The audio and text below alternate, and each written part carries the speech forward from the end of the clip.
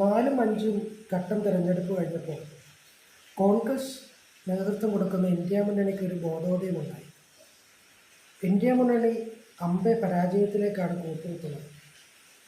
അതുകൊണ്ട് ആ പരാജയത്തെ ന്യായീകരിക്കാൻ ആ സമയത്ത് തുറുപ്പുചീട്ട് ഇറക്കിയതുകൊണ്ട് കാര്യമില്ല. അതുകൊണ്ട് അവർ നാലും അഞ്ചും ഘട്ടം തിരഞ്ഞെടുപ്പുകൾ കഴിഞ്ഞപ്പോൾ തന്നെ ഒരു തുറുപ്പുചീട്ട് ഇറക്കി തുടങ്ങി. BJP ആശങ്കയിലാണ്. പ്രതീക്ഷിച്ച 400 സീറ്റ് കിട്ടി അധികാരത്തിലെത്തുമെന്ന് പ്രധാനമന്ത്രി നരേന്ദ്രമോദിജിക്ക് ഉറപ്പില്ല.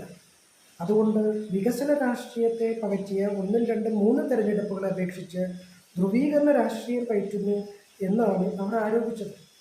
യഥാർത്ഥത്തിൽ രാജ്യത്തിൻ്റെ വിവിധ ഭാഗങ്ങളിൽ ചെല്ലുമ്പോൾ അതാത് വിഷയങ്ങളെ അവതരിപ്പിച്ചു എന്നുള്ളതല്ലാണ്ട് ഒരു ആശങ്കയും BJP നേതൃത്വത്തിനുണ്ടായതായിട്ട് എനിക്കറിയില്ല. ഉണ്ടായ ആശങ്ക ഇന്ത്യ മുന്നണിക്കും കോൺഗ്രസ്